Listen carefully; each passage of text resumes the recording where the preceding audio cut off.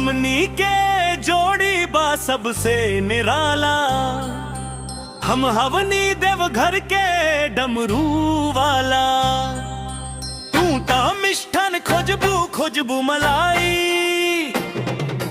हमरा के भंग धतुरा सोहाई। तू छेना के शौकीन गौरा। गांजा के हम संगे कैसे चली सावन में दम। तू छेना के शौकीन गौरा। गांजा के हम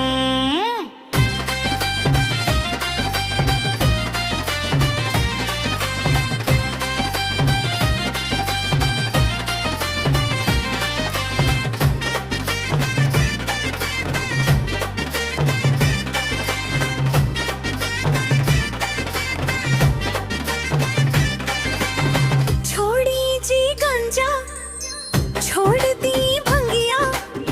रावा बिनु सुना बा कैलाश के अंगनिया। मिठाई खिलैबे सेवा करीबे। सावन के मेला में संगवा घूमैबे। माथे पे चंदा गले भुजंगवा।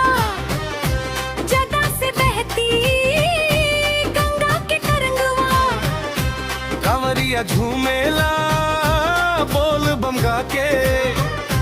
हम ता मस्त रहेला ध्यान लगा के। तू रबड़ी मिठाई खोजबू मेरे जाके हम। तू छेना के शौकीन गौरा।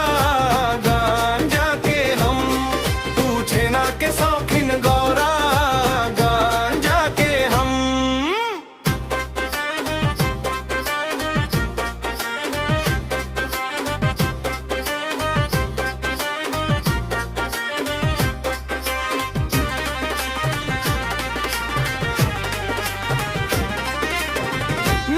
के सवारी त्रिपुंड सोहे माथ।